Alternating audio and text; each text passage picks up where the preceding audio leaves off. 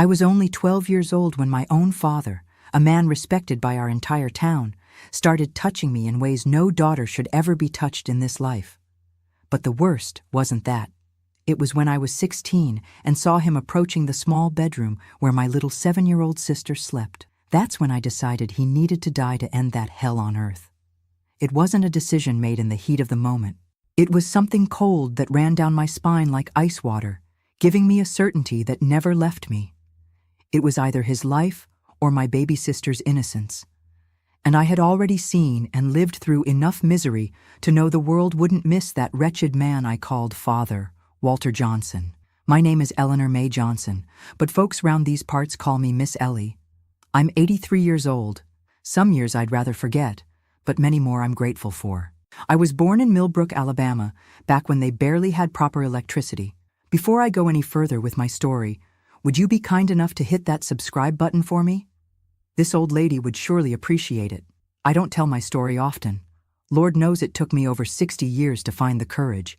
And I'd hate for you to miss the other true stories from women like me who've walked through fire and came out stronger. Go on now. Press that button. I'll wait right here in my rocking chair. Looking in the mirror today, I hardly recognize that little girl with messy braids I once was. What I see is an old woman with white hair almost always pulled back in a bun, wrinkled skin that's seen more sun than it should have, and hands covered in blue veins that tell stories of hard work. I have light blue eyes, rare in these parts, inherited from my mama. I've seen so much wickedness that I learned to recognize it before it even opens its mouth. Today, I live in this modest little house here in Savannah, Georgia, that I earned through honest work, thank the Lord. I have my porch with rocking chairs where I spend my afternoons, my garden full of herbs and flowers. Why don't you tell me your name and where you're watching from right now, sweetheart? Leave it right there in the comments. I just love imagining my voice reaching places these old legs can't visit anymore. Who knows? Maybe someone from Millbrook, where I was born and raised, is watching. Or even someone here from Savannah. We could arrange to have some sweet tea and cornbread that I still make myself. I'm one of those grandmas who hasn't lost her touch in the kitchen, you know. As they say, an old pot makes the best food. I always dress in simple clothes, but they're always neatly pressed. I don't leave the house without making myself presentable. I may be old, but I ain't dead yet, honey. Life was ugly to me, but I won't be ugly back to it. Life taught me hard lessons, but it also gave me unexpected gifts. It's been 35 years since I founded the New Dawn Center. It started small in a back room of my house when I took in the first girl who appeared at my door in the middle of the night, running from her stepfather. I remembered myself, except this girl had somewhere to run to, and I didn't. Today, the center has sheltered more than 500 girls who've been victims of abuse. 500 souls who, God willing, won't need to go through what I went through or do what I did. I've never spoken about this in public. This is a story I've kept for more than 60 years. A story so heavy that not even my late husband knew it completely. With all these details, he sensed there were things I wasn't telling him.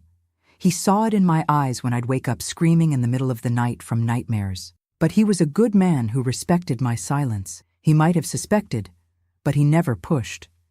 He was the only man who showed me that not all men are monsters. Oh, how I miss my old man. It's not easy to unstop the bottle of the past after keeping my mouth shut for so long. But maybe it's time to tell it, to lift this weight off. I'm 83 years old now. What more can they do to me? Life taught me that silence protects monsters, not victims. And maybe my story will help some girl out there not go through what I went through, or at least know she's not alone, that other women have walked similar roads and survived to tell the tale. Life in Millbrook back in my childhood was very different from the big cities today. It was a small town where everybody knew everybody, the kind of place where the most terrible secrets stay hidden behind polite smiles and pats on the back after Sunday service. My father, Walter Johnson, owned Johnson's General Store, an establishment that sold a little bit of everything: food, fabric, kerosene, tools. He was the kind of man others respected, called Mr. Walter, asked for his opinion, trusted. In front of others, he was all smiles and kindness. At home, when the door closed, he became someone else entirely.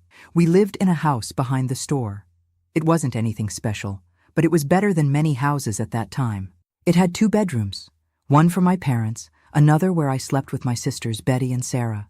Betty was 2 years younger than me, a quiet girl with constantly frightened eyes. Sarah, the baby, was 7 years younger than me, a cheerful, talkative child who was the only one who could draw genuine smiles from my father. My mother, Mary, was a fragile woman in every sense. She was always sick with what they called a nervous condition back then, but which I now know was depression. She spent days in bed, taking medicines that left her in a fog, with a vacant stare. On good days, she was affectionate and made chess pie that filled the whole block with its smell. On bad days, she barely recognized her own daughters. She was pretty, with blue eyes like mine, but life slowly dimmed her, like a candle melting without anyone noticing. The general store was the center of our lives. I spent more time there than at school. My father said too much schooling spoils a girl, so I only went enough to learn the basics. What he really wanted was for me to learn how to handle the business, serve customers, and do calculations. And it was there, in the store, that everything started to go wrong. I remember like it was yesterday. I was 12 years old. It was late afternoon. The store had already closed to the public, but we still had work to do. My father asked me to help close the cash register, something I did almost every day. My mother was bedridden, as happened frequently. Betty had gone to fetch water from the well. Sarah was still a baby. It was just the 2 of us in the silent store, with that smell of coffee, kerosene, and molasses that even today gives me a tightness in my chest when I catch a whiff of it. "Come here, daughter. Sit on Daddy's lap," he said, patting his leg. I thought it strange. I wasn't such a little girl anymore to sit on laps. But I obeyed. I always obeyed. From an early age, I learned that disobeying father meant a beating for sure. But when I sat down, I felt something different. His hand didn't stay still. It started at my legs, moving upward without stopping, touching me in ways that made me feel dirty, ashamed. I froze inside, not fully understanding what was happening, only knowing it was wrong. When I tried to get up, he held me firmly. "Now listen here, girl. If you tell anyone about our little secret, your mama's gonna have such a bad nervous spell she'll die, and it'll be all your fault," he whispered in my ear, with a smell of bourbon I hadn't noticed before. That day, he didn't go all the way. He let me go trembling and confused, but it was just the beginning. In the weeks that followed, he'd always find a way to get me alone. At first it was touches, then it got worse. I'd cry in secret, not understanding what I'd done wrong to deserve this. I tried to tell my mama once, on one of those rare days when she was lucid. "You're making up stories, girl," she said. "Your father is a good man. We're lucky to have him. Many a woman around here can't say the same." And that was all she said before taking another one of those pills that left her staring at nothing. With time, I learned to hide better, to recognize the signs of when he was in that mood. The way he looked, how he'd stroke his mustache, the sweeter tone in his voice. My sisters and I developed a silent warning system because it wasn't long before Betty became a target too. She was only 7 the first time. I noticed by the way she came back from the store that day, silent, with distant eyes. I recognized it because that's how I would get. I hugged her without saying anything, and she began to cry softly. We didn't need words to understand what had happened. From then on, we made a silent pact. We always tried to stay together, to warn each other when father was nearby, to never leave him alone with Sarah. The little one was the joy of the house, the only pure thing we had. We would do anything to protect her. Years passed, and the situation only got worse. My mother sank deeper and deeper into her medicines, practically no longer participating in family life. Sometimes I'd catch her looking at us with a strange expression, as if she knew what was happening, but couldn't do anything about it. Other times, she'd explicitly push us away when we tried to tell her, "Don't want to hear no lies from you, girl. Your father is a respected man in town. We should be grateful he takes care of us." It was as if she preferred to hide behind her medicines rather than face the truth. And maybe that's exactly what it was. She had no strength, nowhere to go with 3 little girls. She depended entirely on him.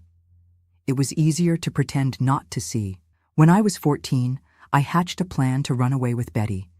I saved up pennies and nickels that I managed to hide over months. I made small bundles with essential clothes, and we planned to go to Montgomery, where my mother's sister lived. We had never been there, but we knew the address because letters sometimes arrived from her. The plan was to leave at dawn, hitchhike on the road with some trucker, something dangerous, I know now, but at the time it seemed like our only chance. But on the eve of our escape, my father discovered the bundles hidden under the bed. I never knew how he suspected. Maybe he noticed the missing money. Maybe someone heard Betty and me whispering. The beating we took that night was the worst yet. He started with the belt, then the broom handle. He screamed that we were ungrateful, that he gave us food, a roof, clothes, and this was how we thanked him. He beat us until he was tired, leaving us covered in purple and red marks. It was on that occasion that I got this scar on my chin. When I tried to protect Betty from a belt strike, he gave me a slap with his hand where he wore a heavy ring. The cut was so deep that even today the mark is here to tell the story. My mother, who usually hid during these beatings, this time had such a severe nervous breakdown that she had to be hospitalized for 2 weeks. When she returned, she was more absent than ever. After the failed escape attempt, Father's watchful eye increased. We couldn't go anywhere alone. School, church, the well, there was always someone watching. We were practically prisoners. Father made it clear that if we tried anything similar again, the consequences would be worse. Next time, I won't waste time beating you. I'll just end you both, you ungrateful brats. And the worst part was that in town, in front of others, he remained the respectable man, the honest shopkeeper, the good family man. No one suspected what happened when the doors closed. Now, before I go on with this story, I'd like to ask if you'd be kind enough to press that little like button down there. What I'm about to reveal next is so heavy, so difficult to hear, that I bet many people won't even have the stomach to keep watching. Only the truly brave-hearted will manage to listen to the end and still leave a thumbs up. Are you brave enough? I'll be keeping an eye out to see who can really handle this story. It was around this time that I started learning bookkeeping from Mr. Tibbs, an elderly gentleman who did the books for the store. It was my father's idea. He noticed I had a knack for numbers and thought he could save money if I took over this function. Mr. Tibbs was a gentle man of few words who didn't ask questions when he saw marks on my arms or the dark circles under my eyes from sleepless nights. He taught me patiently, showed me how to record income and expenses, how to calculate taxes, how to keep everything organized. And without meaning to, he gave me the tool I would one day use to end my tormentor. The more I learned about the store's business, the more I noticed strange things. I noticed, for example, that my father kept 2 sets of books, the official one that he showed to the authorities and the real one where he recorded what actually came in and went out. There were also the monthly visits from a man named Johnny Marks, a burly man with a scar on his face who owned a distribution company. Whenever he came, my father would get nervous, agitated. The meetings happened behind closed doors, and afterward, my father would usually drink more than normal. Gradually, piecing together fragments of conversations overheard behind doors and documents I examined in secret, I understood that my father owed a lot of money to Johnny, and the debt was only growing. I also realized that he was falsifying the books to pay less than he owed, in a fraud that had been going on for years. And most importantly, I discovered that Johnny wasn't the type of man you trifle with. I had heard stories about people who displeased him and simply disappeared. They said he had connections with bootleggers from Louisiana, that his henchmen weren't afraid to get their hands dirty. He was the type of man who solved problems in his own way, without involving the police. All these discoveries stayed tucked away in a corner of my mind, like pieces of a puzzle that I didn't yet know I would assemble. I kept learning, observing, storing information. I also continued protecting my sisters as best I could, especially Sarah, who was growing up beautiful and cheerful, oblivious to the danger hovering over her. But deep down, I knew it was only a matter of time before he turned his eyes to the youngest. It was a pattern I knew all too well. And the day I feared most came when I was 16. It was on a hot January night, one of those when the heat doesn't let up even after the sun goes down. My mother had been sedated after a particularly bad day. Betty and I were in the kitchen washing the dinner dishes. Sarah, with her 7 little years, had already been put to bed in the bedroom we shared. Suddenly, I noticed my father wasn't in the living room where he usually sat listening to the radio after dinner. An alarm sounded in my head. I dropped the plate I was drying and ran silently to the hallway. That's when I saw him standing at the door of our room, looking inside with that expression I knew so well. The same expression he had when he looked at me years ago, when it all began. My blood froze in my veins. Not her, not Sarah, I thought. She was just a child, an innocent girl who still played with rag dolls. She adored her father, ran into his arms when he came home from the store, told him stories from school. He couldn't do this to her. He couldn't destroy that light, that joy. Without thinking, I advanced. "Daddy," I called, louder than I intended. He turned, surprised at being caught in the act. For a moment, I saw something like shame on his face, quickly replaced by anger. He grabbed my arm forcefully, dragging me back to the kitchen. Betty was paralyzed in the same spot, the dish towel still in her hands, her eyes wide with fear. "What do you think you're doing, spying on me?" he growled through his teeth. "Leave her alone," I said, with a courage I didn't know I had. "Sarah is just a child. Please, leave her alone." He looked at me like I was an annoying fly that needed to be squashed. Then he laughed, a humorless laugh that gave me chills. "And who's gonna stop me? You? That useless mother of yours who lives doped up? Or are you gonna call the police and tell them what? That respected Mr. Walter, who helps everyone, who goes to church every Sunday, abuses his daughters? Who's gonna believe you, you little fool?" I knew he was right. In our small town, his word was worth more than mine. He was the successful merchant, the respected man. I was just a girl, the daughter of an unstable woman. I could scream, I threatened, even knowing it was useless. Again, he laughed. "Go ahead and scream. I'll start with the little one tomorrow. I won't wait any longer. And then I'll take care of you and the other one. Accidents happen, you know. Girls fall down wells. Houses catch fire at night with everyone asleep." The threat hung in the air, more real than anything. He would be capable of it, I knew. It wasn't just our honor at stake, it was our lives. I lowered my head, defeated. He released my arm, leaving red marks of his fingers on my skin. "Good. Now get back to the dishes and forget what you saw. And if you open your mouth..." He left the sentence hanging in the air, but the message was clear. He left the kitchen, returning to the living room and turning on the radio as if nothing had happened. Betty and I stood there in silence, mechanically finishing the dishes. But inside me, something had changed. A decision was forming, cold and clear as crystal. That night, lying in the dark beside my sisters, I couldn't sleep. I kept replaying in my mind everything I knew about my father, about Johnny, about the doctored accounting books. Gradually, a plan began to take shape. If the justice of men didn't work for girls like us, maybe I could use other methods, methods that a man like Johnny Marks would understand very well. I was only 16, but that night I aged decades, making a decision that would change my life forever.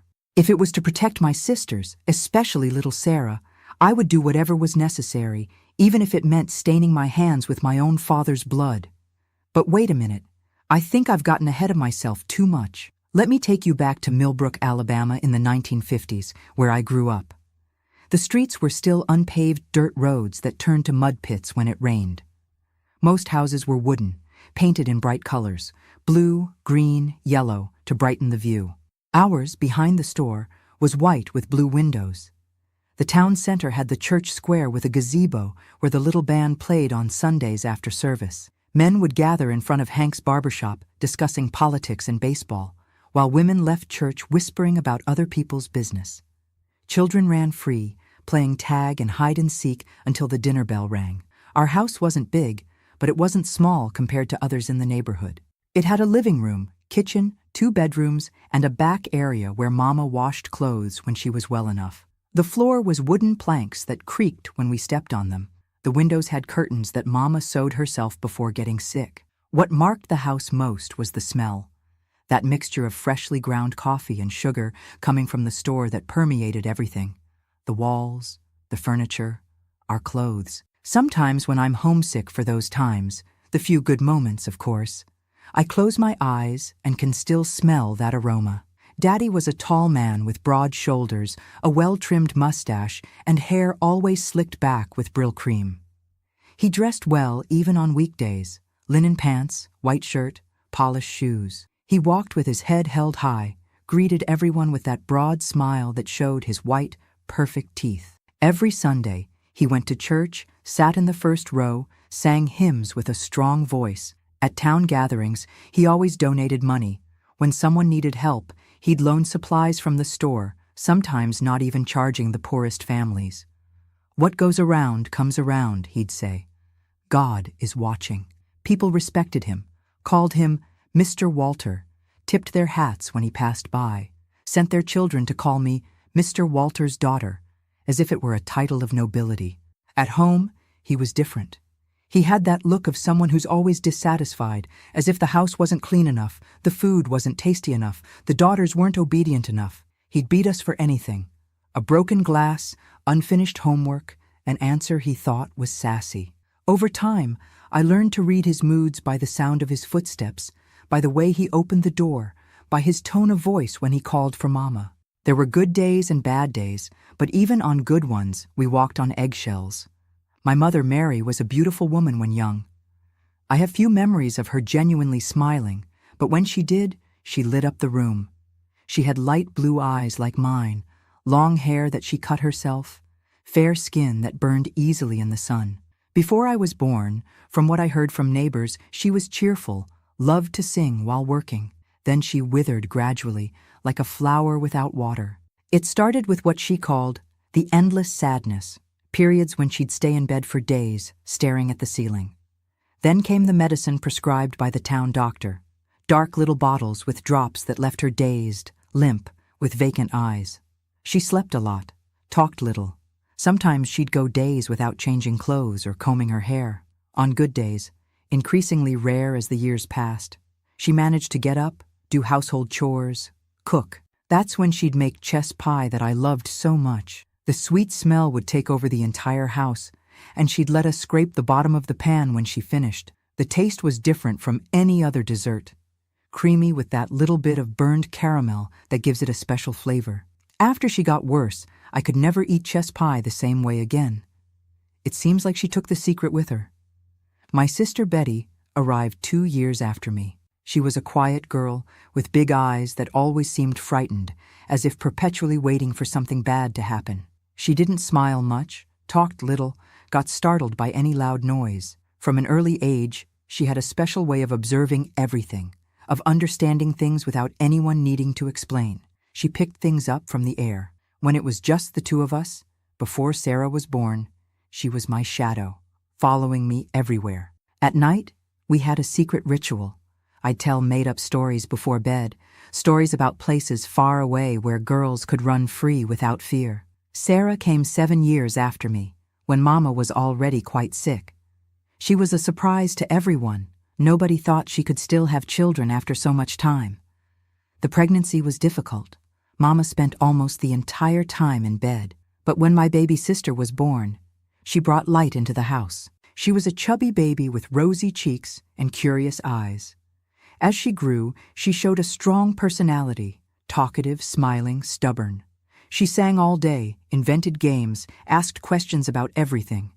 She was the joy of the house, the only thing that could draw genuine smiles from my father. With her, he had patience he never had with me or Betty. He'd let her climb on his lap just to tell a story or show a drawing.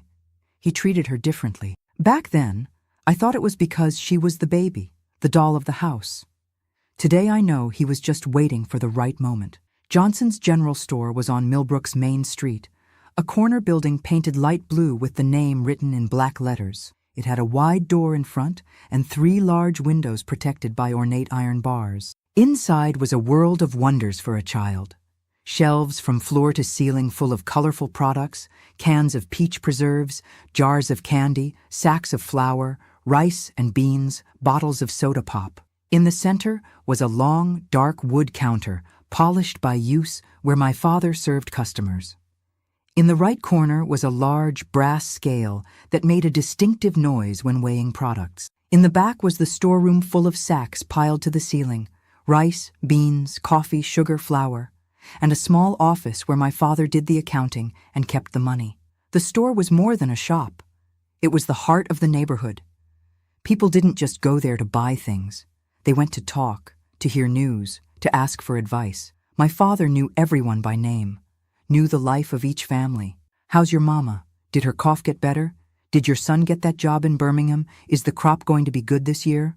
It was there that politics was discussed, where marriages and funerals were commented on, where gossip spread. Did you hear that the Silva girl ran off with the cobbler's son? They say the new preacher has a thing with the school teacher. The store opened early at 6 a.m. and closed late at 8 p.m., only closing earlier on Sundays. I started helping from a young age, first just sweeping the floor and arranging the lower shelves, then waiting on customers, weighing merchandise, making packages. By 9, I knew how to do mental math, give change, take orders. My father said I had a head for business, and that filled me with pride. Those were rare moments when he praised me. It was in the store that I learned to read people, the way Mrs. Garcia clutched her purse when talking about her husband. How old, Mr. Jenkins lowered his eyes when asking for more time to pay his bill, how the Pereira girl always came with marks on her arms just like mine. I learned that everyone has secrets, that behind the closed doors of even the nicest houses, sometimes the ugliest things happen. The first signs that something was wrong with my father, I noticed, without understanding what they meant. There was the way he looked at me when Mama was bedridden, a different look that made me want to hide. The way he started asking more and more for me to stay at the store after hours helping close the register while sending everyone else home. How he began to compliment my hair, my legs, saying I was becoming a pretty young lady. At the time, I thought that was just his way, that all fathers must do this. Now I know he was preparing me, testing me, seeing how far he could go. There was one specific day I'll never forget. I was getting some boxes from the highest shelf, using a little stool. Suddenly I felt his hand on my waist. "Careful not to fall," he said, but the hand didn't leave. It stayed there, squeezing lightly, moving up and down my side. I froze in place, not knowing what to do. It didn't seem right, but he was my father. He had to know what was right, didn't he? When I finally managed to move and got down from the stool, he smiled that strange way and said, "You're growing up so fast, Ellie. Soon you'll be a woman." Another time, he called me to the small office in the back of the store. It was the end of the day. We had already closed. Mama was having one of her bad days, hadn't left the bed. Betty had stayed home to look after her and Sarah. I entered the office that smelled of old paper and pipe tobacco. He was sitting in the big leather chair, counting the day's money. He told me to close the door and sit in the chair in front of the desk. He began to ask me questions about school, about the boys in my class, if any of them had tried to mess with me. He said that as a father, he needed to protect me from these dangers. While he talked, he got up and came behind my chair, putting his hands on my shoulders. He began to massage in a way that made me uncomfortable. His hands moved down my arms, then back to my shoulders, then started to move down the front. That's when I jumped up, saying I needed to go home, that Betty must be needing help. He let me go. But in the days that followed, he was cold to me, giving me the worst chores in the store, like cleaning the dusty storeroom or carrying heavy bags. And then came the day that changed everything. I had just turned 12. It was late afternoon. The store had already closed at that hour when the sunlight turns orange, coming through the cracks in the window, making dust particles dance in the air. The only employee who was still there, Mr. Gerald, had left to deliver an order on the other side of town. The little bell on the door was still echoing after he left, leaving a heavy silence that seemed to swallow everything. It was just my father and me in that store that suddenly seemed both immense and suffocating at the same time. As always, he asked me to help close the register, count the money, write in the book. We were both behind the dark wooden counter, worn by time. I was standing on a stool with my feet dangling in the air, stretching my neck to reach the cash book. The pencil trembled slightly in my small hand as I wrote the numbers in that round handwriting of a diligent child. My father was sitting in his chair, the one that creaked every time he moved, watching me work with a different look that made the back of my neck tingle, even though I wasn't looking directly at him. The tick-tock of the clock on the wall seemed louder that late afternoon. Outside, the last sounds of the street were diminishing. Suddenly, I heard his chair creak louder. "Come here, daughter. Sit on Daddy's lap." His voice came out gentle, like someone offering candy, but there was something underneath, something that made my stomach tie in a knot. I thought it strange. I was already 12, no longer a baby to sit on laps. But I obeyed, as I always did. I had learned early that disobeying father meant trouble, and trouble with him always left marks. When I sat down, he hugged me from behind, pressing me against him in a way that made me feel suffocated, as if all the air had been expelled from my lungs. His smell enveloped me, sweat mixed with that cheap cologne and something else, something sour that only later would I understand was desire. His large, rough hands, like sandpaper, with those thick fingers full of calluses from work, began to touch me over my clothes, first on the arms, in a circular movement that went up and down, then on the stomach, the fingers spreading like spiders over the thin fabric of my dress. And then they went higher, higher to places that made me freeze inside. My body went rigid as a board. My heart was beating so hard it felt like it would come out of my mouth. My mind was screaming, but my voice disappeared. Confused images passed through my head. My mother lying in her bed motionless, my sisters waiting for me at home, the rag doll I had left in the yard, anything but what was happening there at that moment.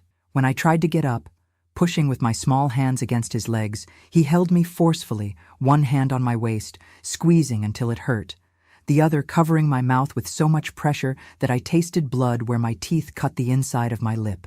"You stay real quiet now," he whispered in my ear, so close that I felt his stubble scraping against my cheek, leaving the skin burning.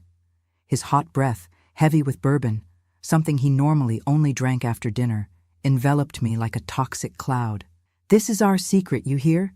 If you tell anyone, especially your mama, she's gonna have such a bad spell that she'll die, and it'll be your fault." That first time, he just touched me over my clothes. But it was enough to leave me in shock, as if lightning had struck me, leaving my whole body tingling with horror. When he finally let me go, my legs were numb. I could barely feel the floor under my feet. I ran home as if the devil himself were at my heels, the world around a blur of distorted images and sounds. I stumbled through the kitchen door, ignoring my mother's call, locked myself in the bathroom, and stayed there trembling like a leaf in the wind, holding my knees, tears silently streaming as I bit my fist to make no sound. I stayed like that until my sister Betty knocked on the door, the doorknob turning one way then the other. "Ellie, are you all right?" Her thin voice, worried, seemed to come from another world. I couldn't answer. Only when I heard my father's footsteps arriving home did I force myself to get up, opening the faucet with hands that didn't seem like mine. I filled the bathtub with almost scalding water, the way my mother always told me not to do, and got in fully dressed. I took a bath that seemed to last hours, scrubbing my skin with that coarse soap until it was red and stinging, feeling as if a kind of invisible dirt had entered through my pores. A dirt that would never come out no matter how much I scrubbed. That night, I couldn't sleep. I lay looking at the ceiling, trying to understand what had happened, why my own father would do such a thing. Was it normal and I just didn't know? Was it my fault? Had I done something to provoke this? The questions spun in my head without answer. Shame and fear ate at me from the inside. I felt disgusted with myself, as if there was something wrong with me that made people treat me this way. The following day at school, I couldn't pay attention to anything. The teacher even asked if I was sick because I was so quiet. Me, who was normally so participative. During recess, I stayed alone in a corner watching the other girls play, feeling as if I was no longer one of them, as if I now belonged to another world, a world of dirty secrets and shame. When I returned home that afternoon, I gathered all the courage I had and tried to talk to my mother. It was one of those rare days when she was out of bed, sitting in the kitchen peeling potatoes for dinner. She seemed more lucid than usual, so I thought it was my chance. I approached slowly, my heart beating so hard I thought she could hear it. "Mama," I began, my voice barely coming out. "I need to tell you something." She raised her eyes from the potatoes, looking at me with that vacant expression she had most of the time. "What is it, Ellie?" I swallowed hard, gathering all my courage. "Daddy, he did something to me yesterday. Something strange." I began to tell, without using specific words because I didn't even know how to name what had happened. I just described how he had made me sit on his lap, how he had touched me in a way that made me uncomfortable. As I spoke, I saw her face changing. First confusion, then an expression I couldn't decipher at the time. But today I know was fear mixed with denial. Before I could finish, she interrupted me, her voice firmer than I expected. "You're making up stories, girl. Your father is a good man. We're lucky to have him.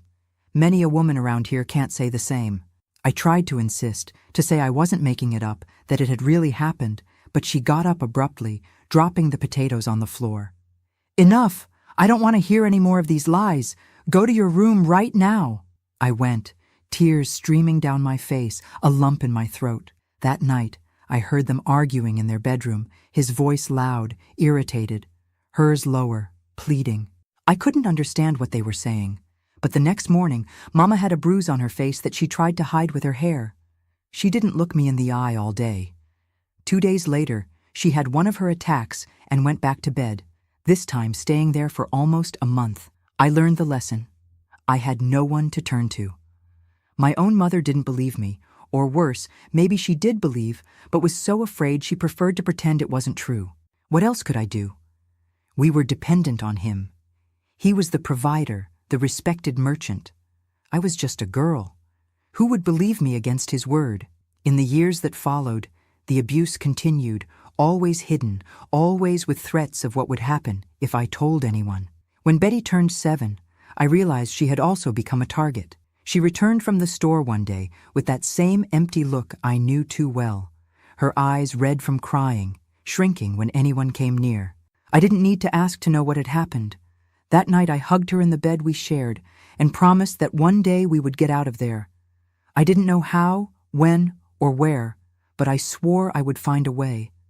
The only good thing that happened in those years was Sarah's birth. When she arrived, I was already 9, almost 10, old enough to help take care of her, to be a second little mother when Mama couldn't cope. From the first day, I made a silent promise to that small, noisy thing. I won't let him touch you. Never. Whenever I could, I kept her with me or with Betty. I invented excuses not to leave her alone with him, even when she was just a baby. As the years passed, fear gave way to a dull anger that grew inside me like a gathering storm. Anger at him, obviously, but also at my mother who chose to look the other way, at the neighbors who must have suspected. The walls were too thin not to hear the screams, the marks too visible not to notice, at the entire world that allowed men like my father to continue living their normal lives while destroying ours. I often wonder what you would have done in my place, honey, if the only person who could protect you pretended not to hear your cries for help. If you were trapped in a situation with no way out, with 2 little sisters to protect, what would you do? Because when you're a child, 9, 10, 11 years old, the adult world seems so big, so powerful. You don't know your rights, don't know there are laws that should protect you. You only know you're alone against a giant, and that no one will believe your word against his. That's how I spent my childhood and early adolescence. By day, the obedient daughter, the good student, the efficient helper at the store. By night, the girl who trembled under the covers, who hugged her sisters trying to protect them, who hid in dark corners when she heard his footsteps approaching. I learned to live that way, divided into 2 different people, the one the world saw and the one that existed inside, full of fear and shame. I grew up too fast, losing my innocence much earlier than I should have. While other girls my age were still playing with dolls, I was already carrying secrets too heavy for my narrow shoulders. Today, at my age, after all I've seen and lived through, I know my story isn't unique. There are many Ellies out there, children who suffer in silence, who have no one to turn to. That's why I decided to tell my story, not for revenge, because the man who hurt me hasn't lived for decades, not for self-pity, because it's been a long time since I overcame that, but so other girls know they're not alone, that there is a way out, that it's possible to survive and even be happy despite everything. I survived. It wasn't easy. It wasn't without scars, but I survived. I built a life he never imagined I could have. I managed to protect my sisters, at least from part of the horror he could have caused. And if my story helps even one girl find the courage to seek help, then it's worth reliving these painful memories, worth opening these old wounds to show that they've healed. Not perfectly, of course. Scars are never invisible. But they've healed enough for me to tell this story today, looking into the eyes of those watching me without the pain destroying me again. But this was just the beginning of the story, because the worst was yet to come, the failed escape attempt, the discovery that little Sarah would be the next victim, and finally the plan that would change our lives forever. It was no longer a question of enduring and surviving. It was a matter of life or death, his or ours, and at 16, I made the most difficult and definitive decision of my life. The abuse followed a pattern that took me years to recognize, always at the same times, always in the same places. It was as if my father had a perfectly timed double life. During the day, the respected merchant. At night, or in moments when no one was looking, the monster. He preferred late afternoon when the store was closing. He'd send Mr. Gerald and the other employees home earlier, saying that I would help close up. Ellie already knows how to do everything. No need for everyone to stay. Nobody questioned it. After all, what harm could there be in a daughter helping her own father? The storeroom in the back of the store was his favorite place. It was dark, away from the street, with those high sacks of supplies that muffled any sound. The smell of coffee and flour permeated everything, mixed with the odor of mildew from the darkest corners. There was an old desk where he did the accounting, and it was there, on that rough, cold wood, that I lost my innocence completely. Sometimes, when Mama was hospitalized, which happened with increasing frequency, he would come to our room late at night after Betty fell asleep. In those moments, I would pretend to sleep, breathing as shallowly as possible, as if I could disappear if I stayed very still. It rarely worked. As the years passed, he became bolder, more violent. What started with touches over clothes evolved into things I can't even describe without feeling my stomach turn. He seemed to take pleasure not just from the act itself, but from the power he exercised, from the fear he caused. "You're mine," he would whisper in my ear while I bit my lips not to scream. "Only mine. You'll never escape." And I believed him. How could I not? Each attempt at resistance resulted in punishment, not just for me, but for my sisters too. I learned to disconnect, to send my mind elsewhere while my body stayed. I imagined I was floating above, watching the scene from a distance, as if it were happening to someone else. It was on an ordinary day that I discovered Betty was also a victim. I had already suspected. The way she shrank when he approached, the nightmares that made her wake up screaming in the middle of the night, the purple marks that sometimes appeared on her arms. But like so many things in that house, it was a forbidden subject, something we pretended not to see until that afternoon. I was coming home from school early. The teacher had been absent, and they released our class. Betty, 2 years younger, should still have been in school. But when I entered the room we shared, she was there, huddled in the corner of the bed, hugging her knees, rocking back and forth. She had dried tears on her face, and that empty look I knew too well. "Betty, what happened? Why aren't you at school?" She didn't answer, continued rocking as if she didn't hear me. I approached slowly, sat on the edge of the bed without touching her. I knew from my own experience that in that state, any touch could cause panic. "It's okay, Betty. It's me, Ellie.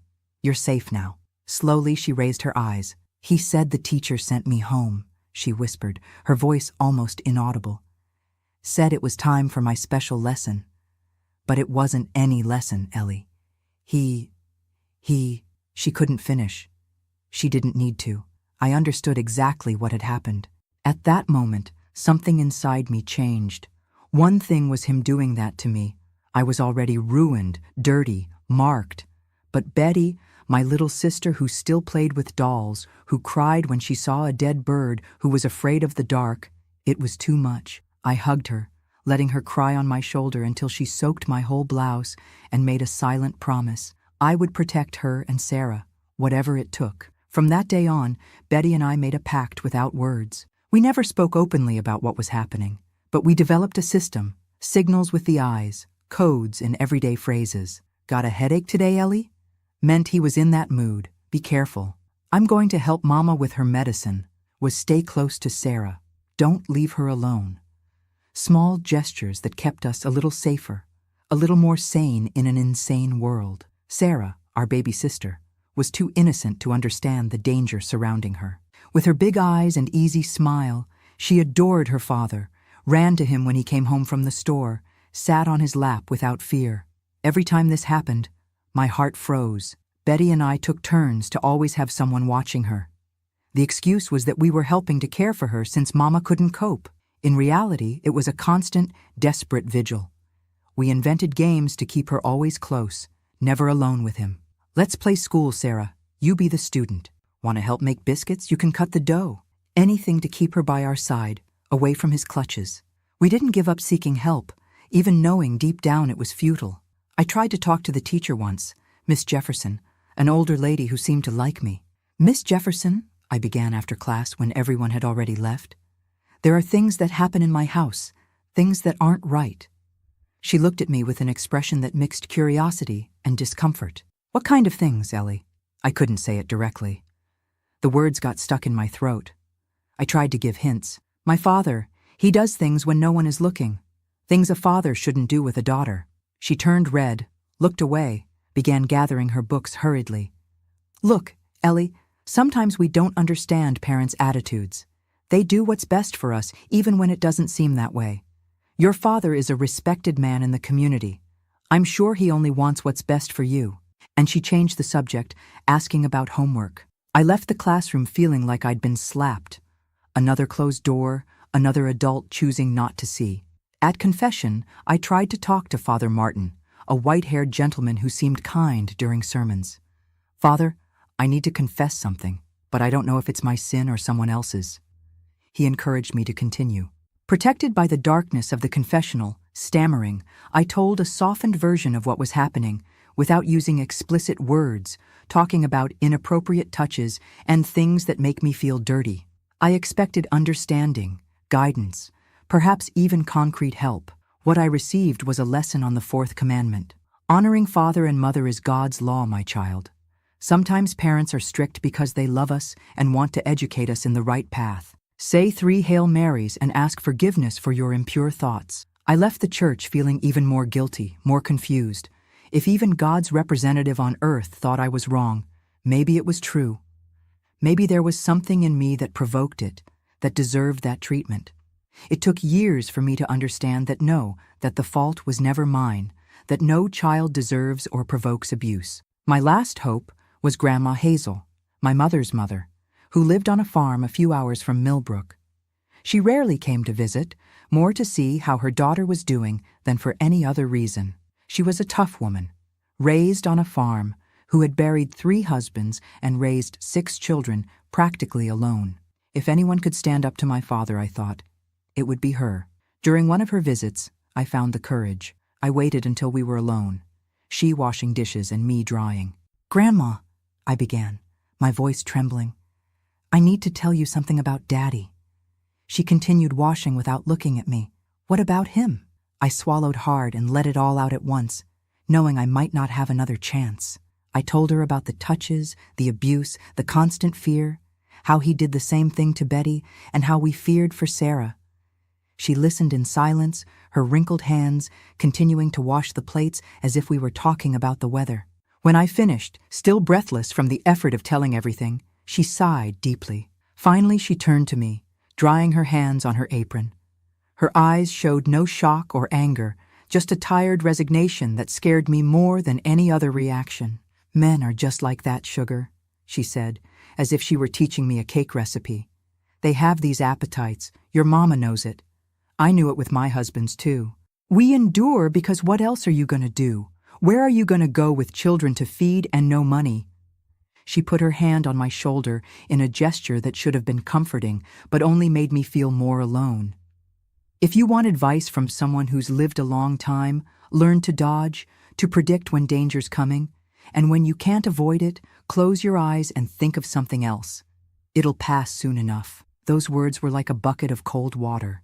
My own grandmother, who should protect me, was telling me to accept the unacceptable, to conform to the horror as if it were just another inconvenience of life. That's when I truly realized how alone I was. The women in my family had been so broken by life, so conditioned to accept abuse as normal, that they couldn't even imagine it could be different.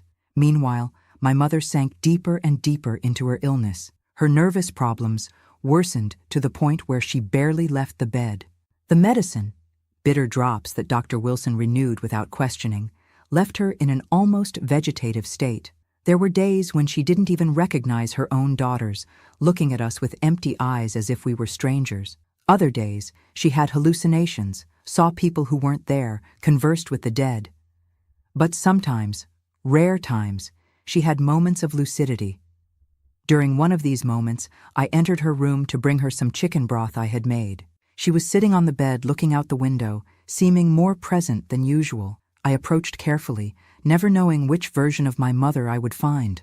"Brought you some food, Mama.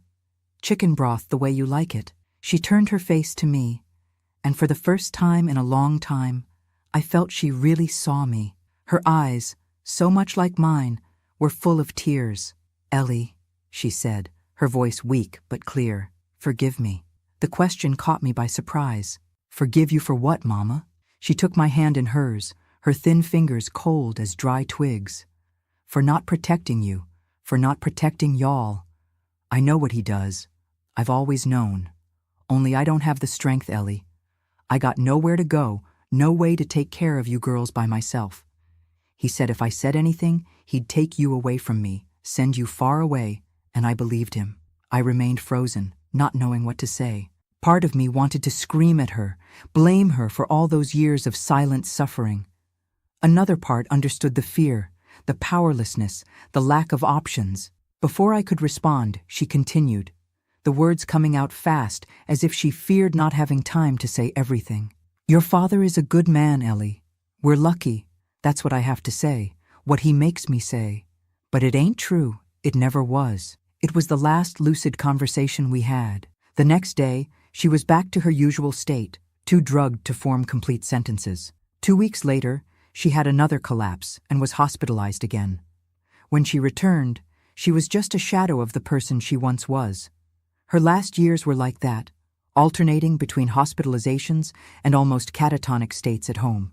She died when I was 17, without recovering from a pneumonia that in someone with more will to live might not have been fatal.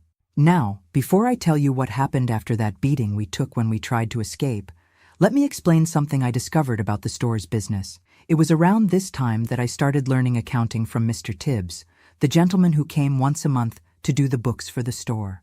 My father realized I had a knack for numbers and thought he could save money if I took over this role. Mr. Tibbs was a quiet, gentle old man who never asked questions when he saw bruises on my arms or shadows under my eyes. He taught me everything about bookkeeping, how to track inventory, record sales, manage the ledgers. As I became more familiar with the accounts, I noticed something strange. There were actually 2 sets of books.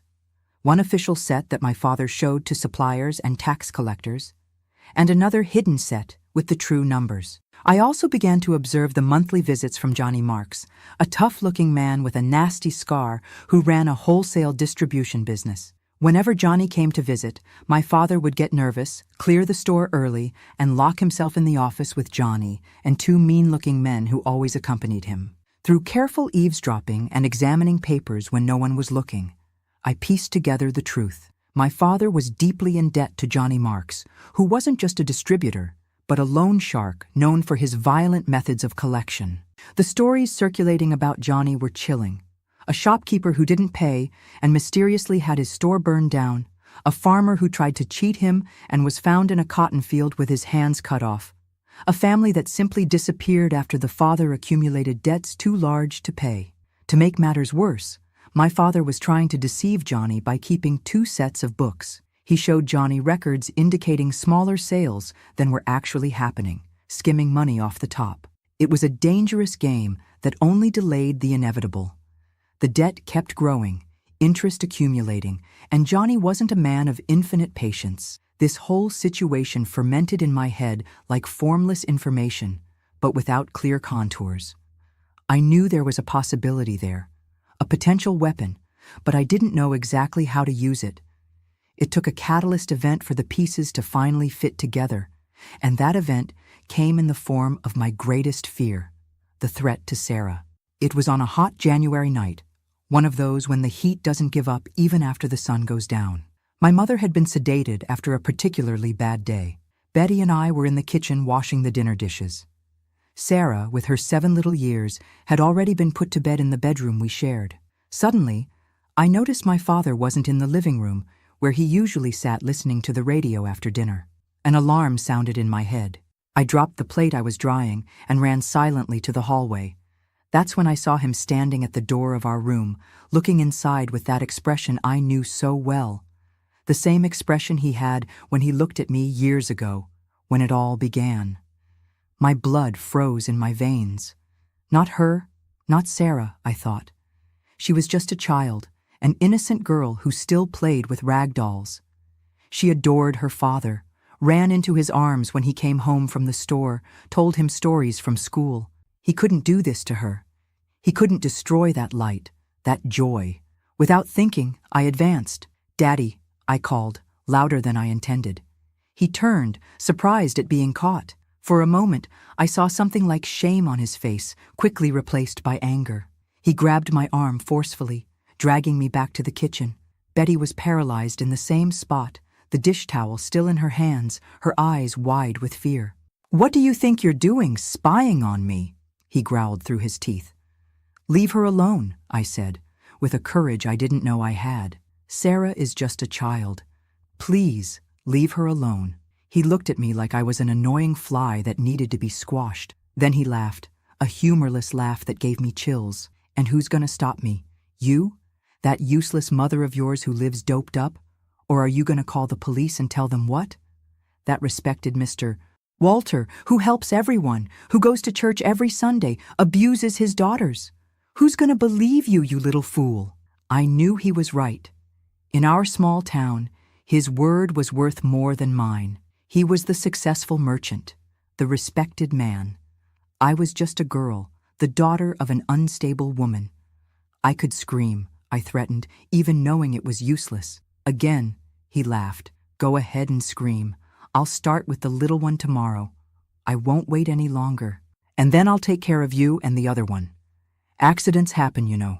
Girls fall down wells. Houses catch fire at night with everyone asleep." The threat hung in the air, more real than anything. He would be capable of it, I knew. It wasn't just our honor at stake.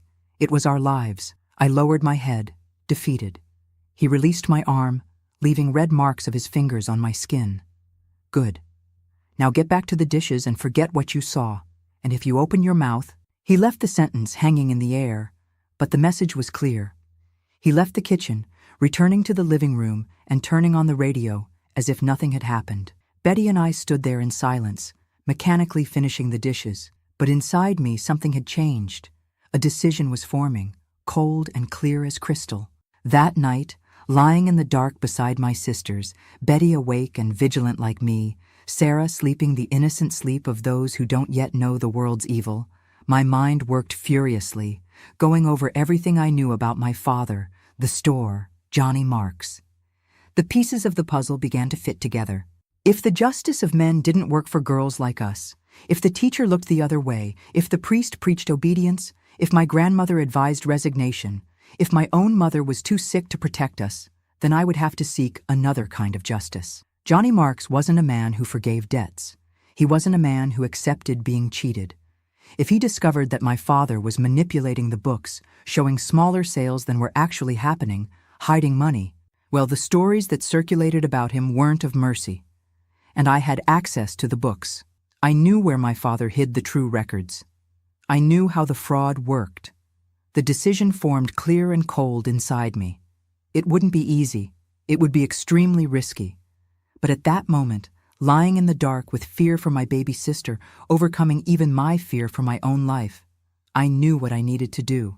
Pit Johnny Marks against my father. Let him do the dirty work that my 16-year-old hands couldn't do. If I couldn't count on the law of men, I would use the law of monsters. "Betty," I whispered in the dark, "I need to tell you something. I have a plan." And I began to explain while the stars shone indifferently through the small window of our room, silent witnesses to a decision that would change our lives forever. After that night when I saw Daddy approaching Sarah's room, I began to develop my plan. It wasn't something that appeared fully formed in my head. It grew gradually, like a plant slowly sprouting. In the days that followed, I observed with even greater attention the operations between my father and Johnny Marks. I paid attention to every detail, every word, every number in the accounting books. I already knew that my father kept two records, a false one that he showed to Johnny, and the true one that he kept locked in a false drawer under the desk in the office. The system was simple and effective. He recorded fewer goods received than actually arrived, declared lower sales than the real ones, and the difference went straight into his pocket. An old trick, but one that worked well in a time when supervision was practically non-existent in small towns like Millbrook. The problem was that the debt to Johnny was growing. The interest was outrageous, at least 20% per month, barefaced loan sharking that few dared to question. Studying the true books when my father wasn't around, I discovered that he owed more than $5,000, a fortune for the time, money he didn't have and wouldn't have anytime soon, especially because he spent part of the hidden profits on gambling and women in Birmingham.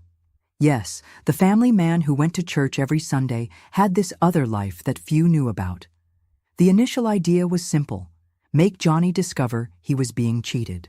I thought this would cause a break between them, maybe greater pressure for debt payment, at most, a lawsuit for fraud. I didn't imagine, or maybe I didn't want to imagine, that the consequences would be so extreme, or perhaps deep down, I knew exactly what would happen. To this day, I can't answer that with certainty. For the plan to work, I needed to know the store's accounting system inside out. So for 3 months, I studied intensely, not just the books that Mr. Tibbs had taught me to handle, but also my father's hidden records. I observed how he altered the numbers, what codes he used to mark merchandise that didn't appear in the official records. I memorized values, dates, names of suppliers. It was like learning a secret language. Little by little, I started making small alterations. Nothing noticeable, just slight errors that could pass for the mistakes of someone who's learning. A number switched here, a wrong addition there. My father almost never checked. He trusted my talent with mathematics and was too busy with other problems. When he did notice something, I'd apologize, saying I was still learning. He'd grumble, correct it, and we'd move on. The next step was bolder. I created false receipts for merchandise that was never delivered. I used paper identical to what the store already had, imitated the signatures of suppliers that I saw on legitimate documents. It was meticulous work, done at night by candlelight when everyone was asleep. These false receipts suggested that my father had bought much more than was actually in stock, which to trained eyes would indicate embezzlement. The most complex part was creating the illusion that the money was going somewhere specific. In the records, I invented a bank account in my father's name at the First National Bank in Birmingham. Of course, the account didn't really exist, but on paper, it looked like he was regularly depositing large sums there. Proof that the money undeclared to Johnny was being saved, not just spent. All this work was done during moments when I was alone in the store, usually late afternoon when my father went out to take care of business in town, or on Sunday mornings when I claimed I needed to get ahead with work while he was at church. Betty was my sentinel, keeping watch to warn if he came back earlier than expected. It was in this process that I found an unexpected ally, Mrs. Gardner, the cook who came 3 times a week to prepare meals for the store employees. She was a woman in her 60s, a widow known for her skilled hands both in the kitchen and with medicinal herbs. Everyone respected Mrs. Gardner, even my father, perhaps the only human being he truly feared, because she knew stories about him from when he was a boy. We never spoke openly about what was happening. We didn't need to. She saw the bruises, the frightened looks, the way I shrank when my father approached. One day she caught me crying behind the storeroom after one of the encounters with my father. She didn't ask me anything, just sat beside me, put her hand on my shoulder, and said, "There are evils that can only be cured by cutting out the root, like a weed." From that day on, without us arranging anything, she began to help me. She would distract my father at crucial moments, calling him to taste a new recipe or complain about some spoiled groceries, giving me time to work on the books. It was also her who informed me about the exact dates of Johnny's visits. Her son worked as a loader for the supplier, so she always knew when he would come. "He's coming next Thursday," she told me one morning while kneading bread dough. "Heard my boy Theo saying his boss is especially angry this time. Seems like he found out other storekeepers who owe him are hiding money too." It was the cue I'd been waiting for. I had to act now, before Johnny lost his patience completely, before my father did something to Sarah. The pressure from both sides was mounting each day. It was a race against time. On the eve of Johnny's visit, I made the final alterations to the books. It was a hot Wednesday, the kind that makes sweat run down your back. My father had gone to handle business in Birmingham, leaving me in charge of the store. A sign of the trust he placed in me, ironically. Mrs. Gardner was in the kitchen preparing lunch for the employees, but in reality standing guard for me. I worked with trembling hands but a clear mind. First, I altered the official records, the ones my father showed to Johnny, making the discrepancies even more evident. Then I modified some entries in the true books, making it appear that he was diverting much more than he really was. About 30% more by my estimate. Next, I wrote an anonymous letter. I used the store's typewriter, wearing gloves to leave no fingerprints. Gloves I had stolen from Dr. Wilson during a visit he made to Mama. The letter was direct and brutal. "Mr. Marks, Walter Johnson has been cheating you for years. He keeps 2 sets of account books. The ones he shows you are false. The real ones are hidden in a fake drawer under the desk in the office, protected by a board that moves when you press the right corner. The money he doesn't declare goes to a secret account at First National Bank in Birmingham. He's already diverted more than $5,000. Check the delivery receipts. Many are forged. He laughs behind your back, saying you'll never find out. A friend who values justice." I folded the letter carefully and placed it in an unmarked envelope. Then I prepared the physical evidence. I left some of the false receipts forgotten on the desk, as if my father had been careless. I placed a fake list of bank deposits in a folder marked "Private" right above the true books in the secret drawer, which I deliberately made easier to find by loosening the mechanism that protected it. Finally, I arranged a falsified note with my father's handwriting, mentioning "fooling Jay once more" and diverting 15% to the account in B, leaving it partially visible among other papers. Everything was ready. The whole stage was set for the final scene. All that was missing was delivering the letter, but that would be the easiest part.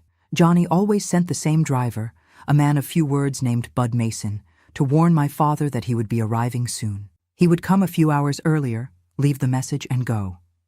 It was the perfect moment to deliver the envelope without raising suspicion.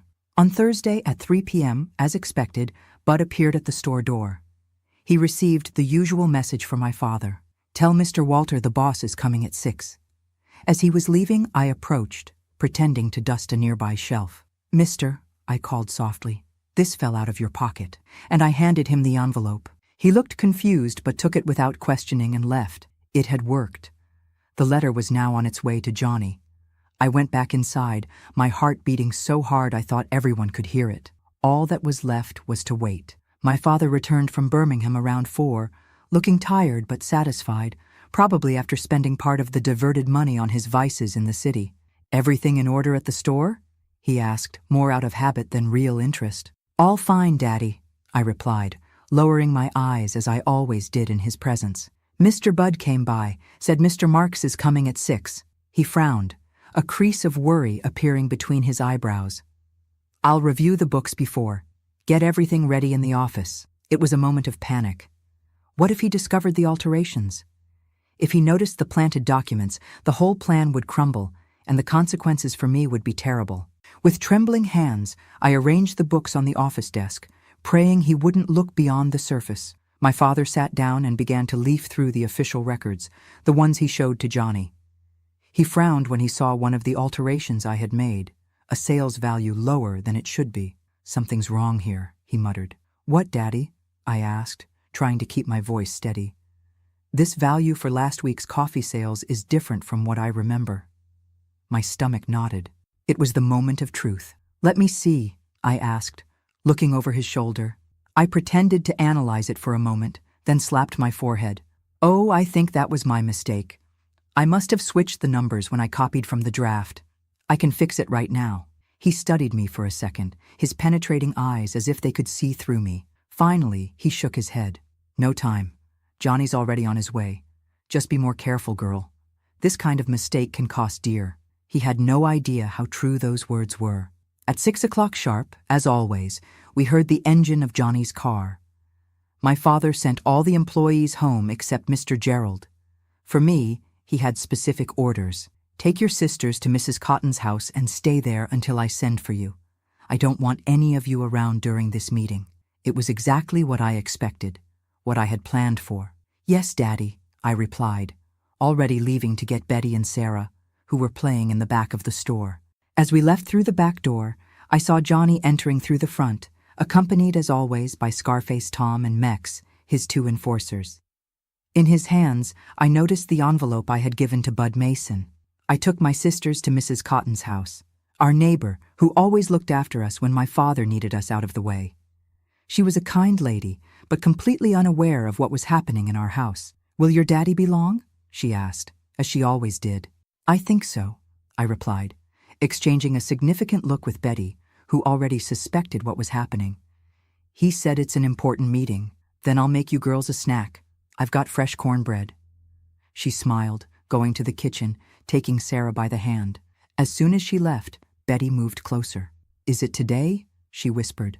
The plan, I confirmed with a nod. If it works, we'll never have to go back to that house. Never again, Betty. We'll never have to be afraid of him again. And if it doesn't work? She swallowed hard.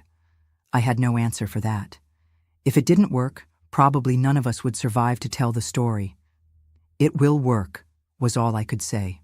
We spent the next few hours at Mrs. Cotton's house, eating cornbread, listening to the radio, pretending a normality that was millions of miles from our racing hearts.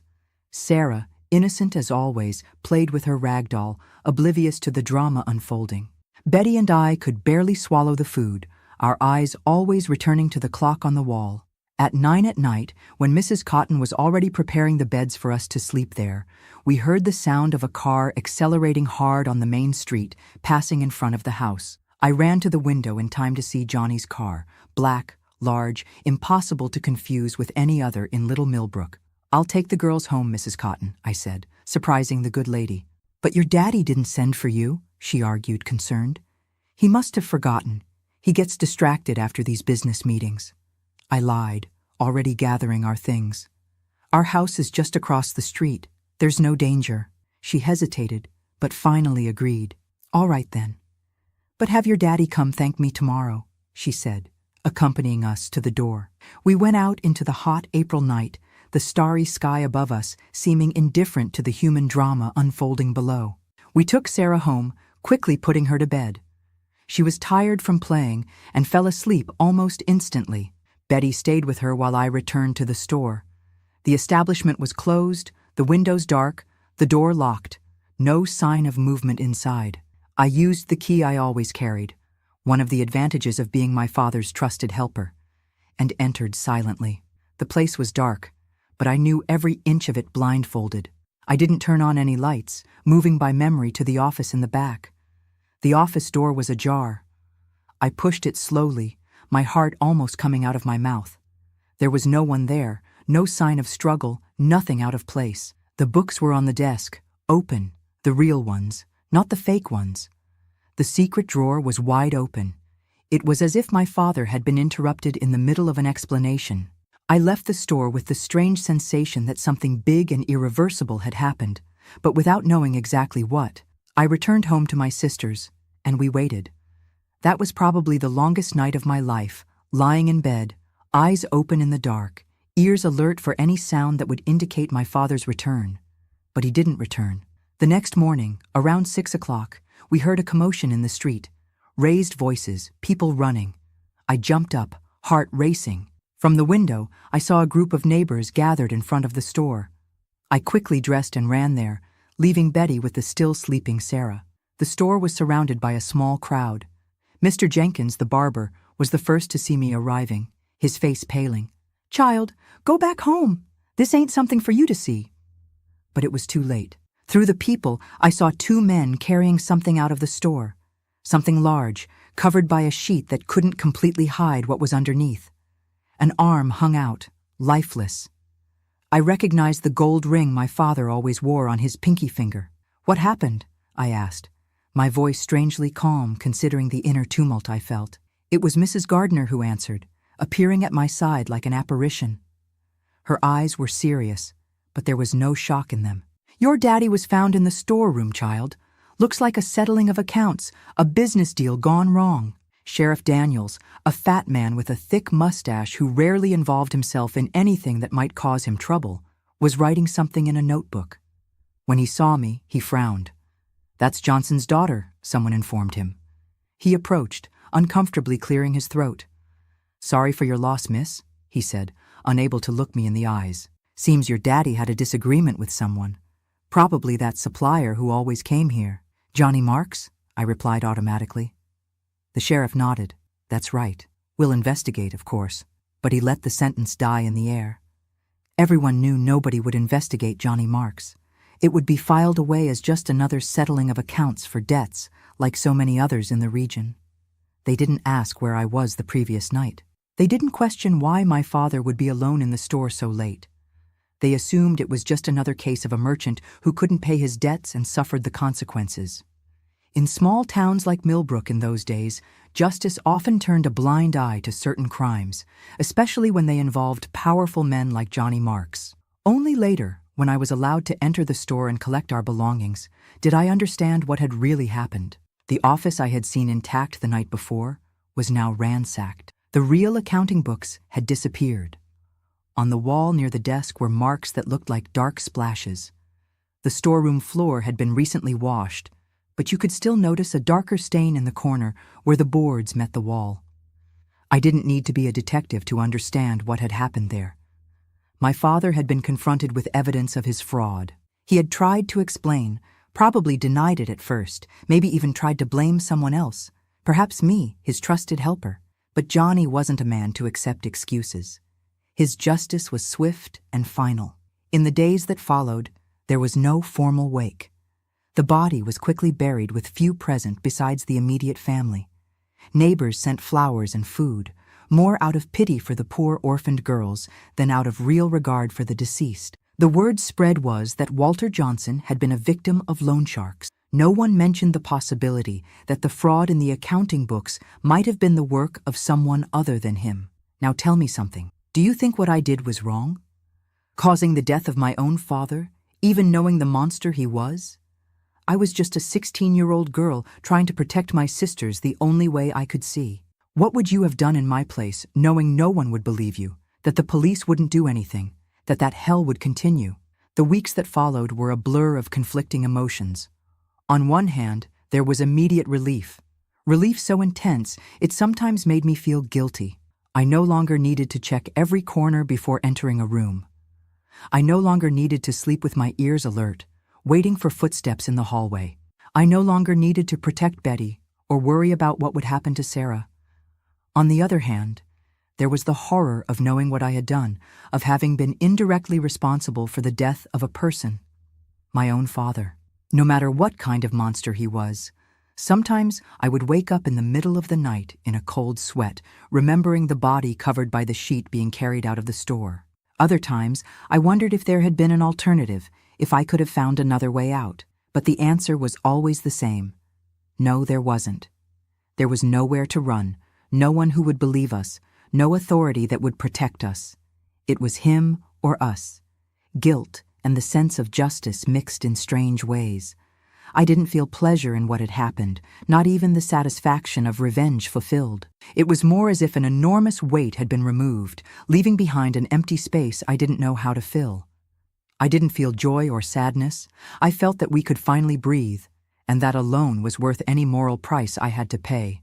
Betty never directly asked me if I had anything to do with our father's death, but sometimes I would catch her looking at me with a strange expression, not of fear or disapproval, but of silent understanding, as if to say, "I know what you did, and I understand why." Sarah, thank God, was too young to really understand what had happened. We told her that Daddy had gone to heaven like Mama before him. What none of us knew at that moment was that my father's death, as terrible as it was, would be just the beginning of our journey. There was still the question of the store, the debts, our support. I was 16, Betty 14, Sarah just 7.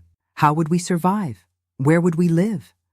What would become of 3 girls alone in a world that was rarely kind to women, especially the helpless ones? The answer would come in the following days, in the form of a surprising discovery, a discovery that would change our lives once again, opening the way for a future we could never have imagined while living under my father's shadow.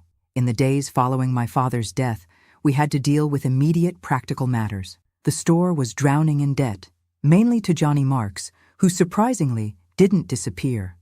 On the contrary, he sent representatives to help with the transition. Of course, his help had a price. He wanted the store as partial payment for the debt. "The establishment is worth more than your daddy's debt, little lady," said Bud Mason, the same man to whom I had handed the fateful letter, now speaking as Johnny's official representative. "The boss is fair. He'll pay the difference, enough for you to settle elsewhere." We had no choice. I was still a minor, couldn't legally take over the business, and even if I could, I didn't want that place. It held too many memories, most of them bad. I accepted the offer, and the store was sold for a value that, although well below market, was still considerable. But the real surprise came when we discovered the life insurance. My father, that man who seemed to care about nothing but himself, had a robust policy. He probably took it out thinking of himself, ensuring he would have money if he became incapacitated. What he didn't foresee was that he would die first, and the money would go directly to his daughters. The amount was high enough to give us a new chance in life, far from there. It was Mr. Tibbs who suggested Atlanta. "It's a big city with more opportunities, and far enough away for you to start over without the weight of the past," he said, as he helped me organize the paperwork. It was also he who recommended a trusted lawyer to handle the matter of custody of my sisters. "It's not going to be easy, Ellie," Attorney Evaristo explained to me. "You're only 16. Normally, orphaned children go to a court-appointed guardian or to close relatives. Our only close relative is Grandma Hazel, and she's already too old to care for 3 girls," I argued, desperation giving me courage. "Besides, I've been the one taking care of them since our mother got sick years ago. We know how to manage." The legal battle was long and complicated. Mr. Evaristo moved mountains of papers, got testimonies from neighbors and acquaintances attesting to my maturity and ability to care for my sisters. The insurance money also weighed in our favor. With it, we could support ourselves without depending on charity. After almost 3 months of uncertainty, the judge finally granted me temporary custody, with the condition that I return to school and that we have regular visits from a social worker. It wasn't ideal, but it was enough to keep our little family together. In August 1958, we left Millbrook behind. Everything we had fit into 3 old suitcases. We boarded the bus to Atlanta with more fear than certainty, but with the determination of those who have nothing more to lose. Sarah, at 7, thought it was all a great adventure. Betty, at 14, was quiet as always, but her eyes had a new shine.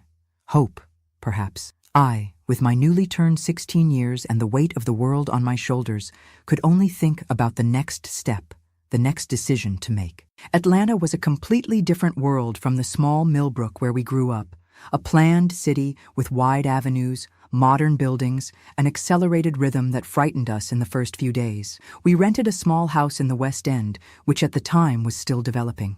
It was simple, 2 bedrooms, living room, kitchen, and a bathroom. But to us, it was a palace. The main thing was that it had no ghosts, no bad memories hidden in every corner. With the help of Mr. Evaristo, who had contacts in the capital, I got a job as an office assistant in an accounting firm. The owner, Mr. Sullivan, was a pragmatic man who didn't care about my age, only about my ability with numbers. "I've never seen someone so young understand so much about accounting books," he commented on my first day, impressed with my knowledge. If he only knew how I had acquired that skill. My first salary barely covered basic expenses, but with the insurance money safely in the bank, we could live comfortably while I built a career. I enrolled Betty and Sarah in schools near our house. I myself returned to studying in the evening, determined to complete at least high school. It was at night school that I met Thomas. He was a volunteer math teacher, a young man of about 25, thin, with round glasses and an easy smile. From the beginning, I noticed how he had patience with slower students, how he explained the same concept several times without showing irritation. He was the opposite of everything I knew in men. In the first few weeks, we barely exchanged a few words. I was reserved, distrustful, kept my distance from everyone, especially men. But Thomas had a gentle way of approaching without pressure, without expectations. He began by offering extra help with the material. I had facility with practical accounting, but theoretical mathematics gave me trouble. I accepted reluctantly, more out of necessity than willingness. These extra lessons happened in the school library, always with other people around, a condition I imposed and that he respected without questioning. Little by little, between equations and theorems, I began to lower my guard. Thomas talked about his family in rural North Carolina, about how he had come to Atlanta seeking opportunities, about his dream of opening his own school one day. He spoke with passion about education, about how he believed knowledge could change lives. "And you, Ellie? What are your dreams?" he asked me one day after a study session. The question caught me by surprise. Dreams? I could barely think beyond the next bill to pay, the next meal to prepare. "I don't know," I replied honestly. "I guess I haven't had time to dream yet." He didn't insist, but from that day on, he began to lend me books, not just mathematics, but literature, history, philosophy. "To feed the dreams," he would say, with that smile that I gradually came to look forward to seeing. Our relationship grew slowly, at the pace I could bear. It took more than a year before I agreed to go out with him beyond the lessons. A walk in Piedmont Park with Betty and Sarah along, of course. It took another 6 months for the first kiss, a touch so light and respectful that it made me cry, not out of fear or sadness, but out of relief. Relief to discover that physical contact could be gentle, could be something desired, not something imposed. Thomas never pressured me for more than I could give, never questioned my limits, my fears, my silences. When I finally told parts of my story, not everything, never everything, he listened without judging, without trying to fix things, offering only his presence, his silent support. "You're the strongest person I've ever met, Ellie," was what he said when I finished speaking. Not pity, not horror, just sincere admiration. We married when I turned 23, a simple ceremony, just close family and a few friends. Betty, then 21, was radiant as maid of honor. Sarah, at 14, threw flowers down the aisle of the small church with an enthusiasm that drew smiles. It was a new beginning, a page turned. With Thomas's constant support, I managed to achieve dreams I didn't even know I had. I finished high school, then college, finally entering the education program at the newly established Georgia State University. I was one of the oldest students in the class, but also one of the most dedicated. Each class, each book, each piece of knowledge acquired was one more brick in building the woman I wanted to be, free, independent, capable of making a difference. I graduated as a teacher in 1970, at 28 years old. It was one of the happiest days of my life, seeing my sisters in the audience applauding with tears in their eyes. Thomas, holding our adopted daughter Joanna, a 3-year-old girl we had taken in after she lost her parents in an accident. It was an indescribable emotion. It was as if the circle had finally closed. The girl who had education denied to her could now educate others. I began teaching at a public school in the Atlanta outskirts. It was difficult work, with few resources, many students per class, but deeply rewarding. I soon realized that many of the children faced situations at home similar to what my sisters and I had experienced: abuse, neglect, violence. The difference was that I could see the signs, could understand what was happening behind the lowered gazes, the poorly explained bruises, the constant fear. That's how the idea of after-school tutoring emerged. I began offering extra classes on our house porch for children who needed it most. Not just academic help, but a safe space, someone who really cared. Thomas, who now taught mathematics at a private school, joined me in this endeavor. Soon, we had dozens of children coming every day after school. With time, we noticed that some girls were reluctant to go home. They would invent excuses to stay longer, ask to help with cleaning, with household chores, anything to delay their return. That's when we decided to adapt a room at the back of the house to accommodate one or another emergency. Just until we resolve the situation, we would say, not knowing we were planting the seed of what would become the new Dawn Center. Our second adopted daughter, Teresa, came this way, a 9-year-old girl who appeared on a rainy day, soaked, with evident signs of beatings. My stepfather said, "I'm not to come back no more," she told us between sobs. We took her in, first temporarily, then permanently, when it became clear that her mother, dominated by fear, would not stand up to her partner. As our work became known, more cases reached us. The back room was no longer enough. In 1975, with our savings and the help of friends, we bought a larger house, more adapted to receiving girls who needed shelter. That's when we formalized the New Dawn Center, initially as an NGO for after-school tutoring and family support, but which quickly evolved into a complete shelter for girls at risk. The years passed, and the center grew. From the simple house, we expanded to our own building in 1985, with the capacity to house up to 30 girls simultaneously. Beyond shelter, we offered psychological counseling, legal guidance for families, professional courses for teenagers, everything my sisters and I hadn't had access to when we needed it. Speaking of my sisters, each followed her own path, but we always maintained a strong bond. Betty, always the most introspective, found her vocation in religious life. At 25, she entered a convent of the Sisters of Charity. "I found peace here," she wrote to me in a letter, "a kind of peace I never thought possible for someone like me." Today she works with abandoned children in Alabama, transforming her own pain into care for others. Sarah, our baby sister, followed a path similar to mine. She also became a teacher but chose to work with early childhood education. "I want to catch them real young, before the world has a chance to hurt them," she always said. She married, had 3 children, built a happy and stable life in Florida. As the years passed, we had difficult conversations about the past, conversations that were only possible when we were all adults with emotional tools to process the trauma. Betty revealed details of what she had suffered at our father's hands, things that even suspecting, I never knew for certain. Sarah, who was spared the worst thanks to our intervention, had to deal with the discovery of what really happened in that house, of who the man she remembered as a loving father really was. And I could finally share part of the weight I carried. I told about how we had protected Sarah, about the failed attempts to ask for help, but I never fully revealed my role in our father's death. Some truths are too heavy to share, even with those we love most, or perhaps especially with those we love most. In 1990, almost 30 years after we left Millbrook, I decided it was time to confront the past once and for all. Thomas, always my support, offered to accompany me, but this was a journey I needed to make alone.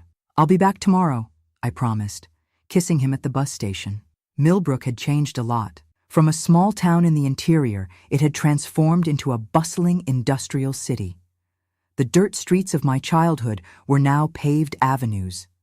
The commercial center where my father's store once stood was unrecognizable, taken over by modern shops and commercial buildings. My first destination was the cemetery. I had never visited my father's grave. At the time of the funeral, I was too busy trying to ensure our survival. It wasn't difficult to find the simple grave, since I had the exact location provided by the administration. A modest headstone with just name and dates, no flourishes or sentimental messages. I stood there for a few minutes in silence. I felt no anger, no sadness, no forgiveness, just a strange sense of closure, like closing a book whose story we know by heart. Then I went looking for some of the old neighbors who still lived in the city.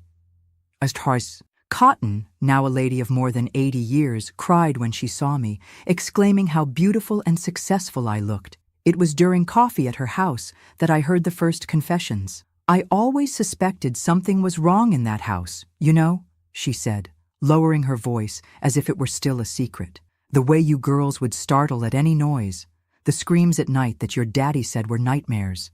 The bruises you and Betty always had." She sighed heavily. "I should have done something, should have spoken up, asked, helped somehow. But in those days, We didn't meddle in family matters. Forgive me for that, child. It was the first of many similar conversations during that visit. The baker who noticed how we got nervous in Father's presence. The teacher who perceived our constant fear but never acted.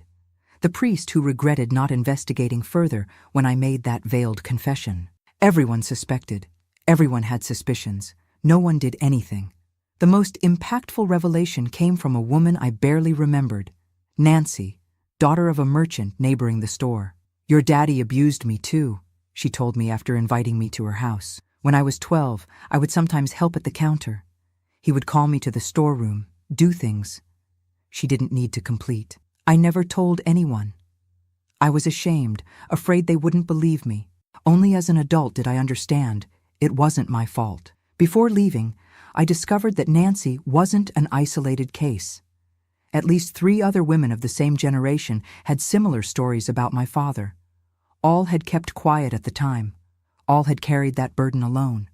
It was a painful reminder that monsters rarely have just one victim, and of how silence protects them, allowing them to continue causing pain. I returned to Atlanta with a heavy heart, but somehow lighter. I shared with Thomas what I had discovered about the neighbors who did nothing, about the other victims. He listened in silence, holding my hand. The important thing is that you broke the cycle, Ellie, he said finally. You transformed all that pain into something that helps other girls not go through the same. And it was true. Over the years, the New Dawn Center had become a national reference in the shelter and recovery of girls who were victims of abuse. We developed our own methodology based on 3 pillars: immediate physical and emotional safety, trauma processing through therapy and expressive activities, and training for an independent future through education and professional formation. To this day, more than 1,500 girls have passed through the center. Some stayed for a few months while we helped their families restructure. Others remained for years until adulthood.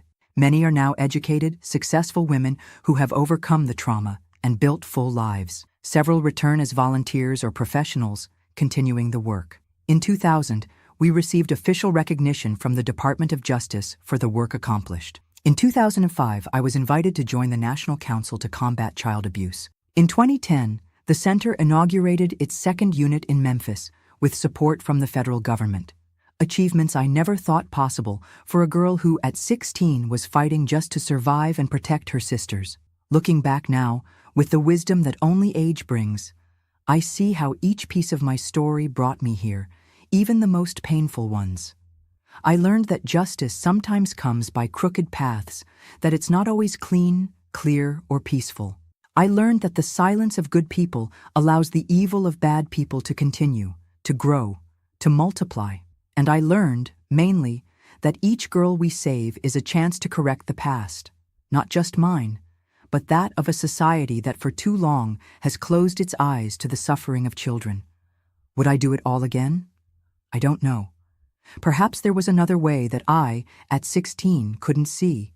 A less drastic, less definitive way out. But in the circumstances I found myself, with the knowledge and resources I had, I did what seemed to be the only option to protect my sisters, especially Sarah. I never told the complete details to anyone, not even my husband Thomas. He always respected my silences, my secrets. Maybe he suspected the truth, maybe not. He never asked directly, and I never offered the full confession. I carried this secret for more than 60 years, but I don't feel like a criminal. I feel like a survivor who did what needed to be done in a world that offered no protection for girls like me. For the women who are listening to me and who may be going through similar situations today, know that there are more resources, more options than I had. Today we have laws protecting children and adolescents. We have specialized police stations for crimes against women. We have hotlines for anonymous reports. We have shelters for victims. We have trained professionals to offer the necessary support. If you are a victim of abuse or know someone who is, speak up, report it. Call the hotline or go to your local child protection services.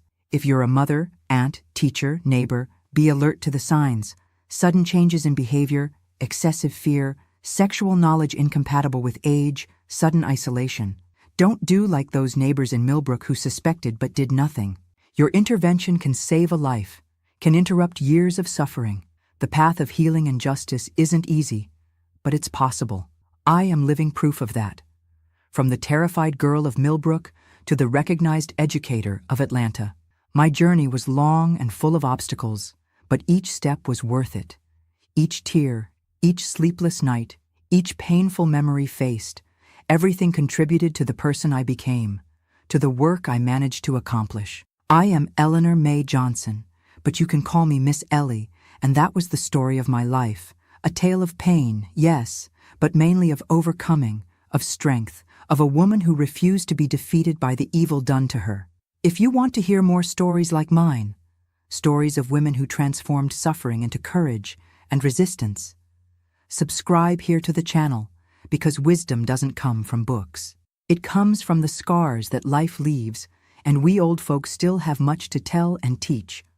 From the greatest pain of my life came my greatest mission. The scars are still here, visible in the wrinkles of my face, in the spots on my hands, in the memories that sometimes still haunt me on restless nights. But they no longer define me. They're just marks of a battle won, testimonies of a war from which I emerged not just alive, but victorious. The evil my father did died with him, buried in that cemetery in Millbrook.